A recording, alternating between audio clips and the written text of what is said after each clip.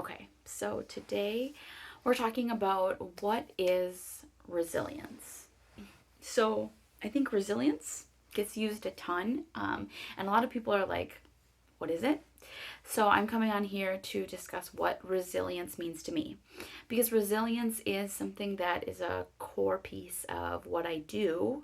Um, I call myself a resilience coach. I'm hosting classes and workshops that have to do with leading a less stress life, but also I would call them resilience workshops.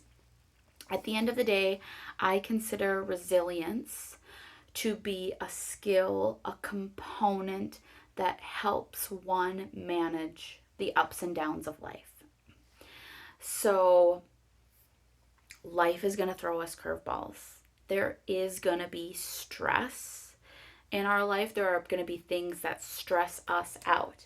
So, at the end of the day, it's usually people, events, our perception of something happening, or it could even be the weather. These things are what our body and our mind are perceiving as stressors that can then increase the release of stress hormone in our body. So, in my mind, resilience is the ability of what do I do with that? So yeah, we could call it stress management, we could call it wellness. I like the term resilience because I think it speaks to, stress hormone's going to be released. That's also just part of like a normal mechanism. It kind of is what cues our body that like something's off here, or let's take a minute on this. But most people don't know what to do with that, right? So like something causes stress hormone, like we're experiencing stress, and a lot of times people don't know like what do I do with that. So to me, resilience is this skill that helps figure out what do I do when I have this increased stress in my body, when I have a lot of stressors coming my way. Someone who is resilient, someone who has resilient skills, has demonstrated this ability to know kind of how to get through and weather life storms. They know how to roll with the punches. They know, like if stressors are kind of waves coming at us, we've learned how to ride the waves, how to go with it, how to go with the flow, kind of feel the feels of it, and then be ready for the next thing to come. So all of that to me encompasses resilience. You also might look at it as like resilience is this skill, this ability to bring your body and your mind back to safety, back to home, back to your equilibrium, back to homeostasis. So again, different things in life might shift your stress response up, and this resiliency is this ability to ride that and then learn, how do I come back to homeostasis? How do I come back to my balance? How do I come back to my norm? And we do this practice over and over and over. What's also super interesting is that the greater your resilience, so the more you build up this resilience muscle, this resilience skill, however you encompass it or think about it, the more you build up the resiliency muscle, the resiliency skill, you'll find that you can weather certain stressors better. So what I mean by that is, let's say I used to be someone where I would get to a red light.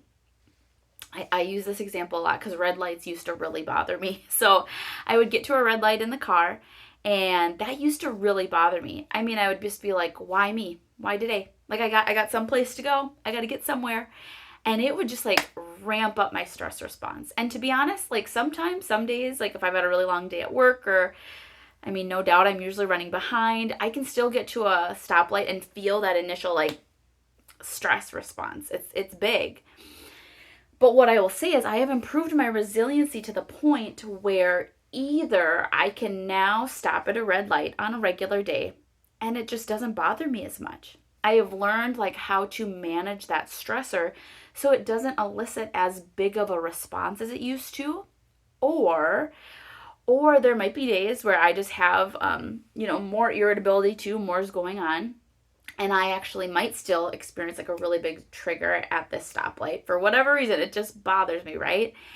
But I can notice it faster.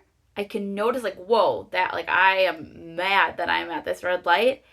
And like I can use tools, whether it's visualizations, processes, whatever that is, to quickly like name and own and move through that emotion faster so that I get back to balance a little bit quicker.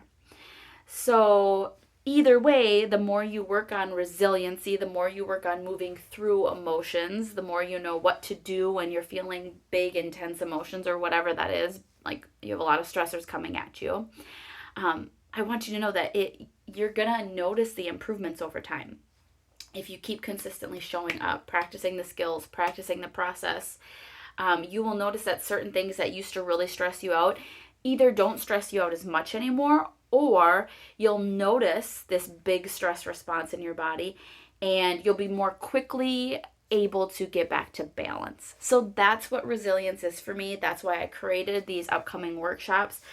They start with intro to mindfulness, and it's specifically for busy minds, high achievers, people who, let's just say you've tried some typical meditations just by themselves and you're just like, nope, not for me. I can't slow down that fast. My mind's not made for that. Here's the thing. I created a workshop specifically for that because that was me too. I had tried mindfulness and meditation like ever since, I don't know, maybe like 2014, 2015, probably closer around 2012, 2013, right when I was starting to have more panic attacks back in college. And, you know, someone just said, like, just do mindfulness, just do meditation. And I tried a lot. And it was like, no, that's not for me. So at that time, I kind of came into meditation like in a roundabout way. I started working out. I was like, well, I can't slow down my mind, but I can move, and that seems to help. And then, you know, I continue to like learn more about what mindfulness and meditation really is. It doesn't have to just be this like sitting in pretzel leg om, like where I'm just supposed to be calm and quiet. It's just so much more than that. And I've learned that through the years, and I've obtained different certifications and different just practice and trainings with I've been doing occupational therapy for the last 8 years. So I wanted to bring this culmination of what I've learned to this workshop. So I'm so excited to share these workshops with you, and I want to help you build resiliency as well.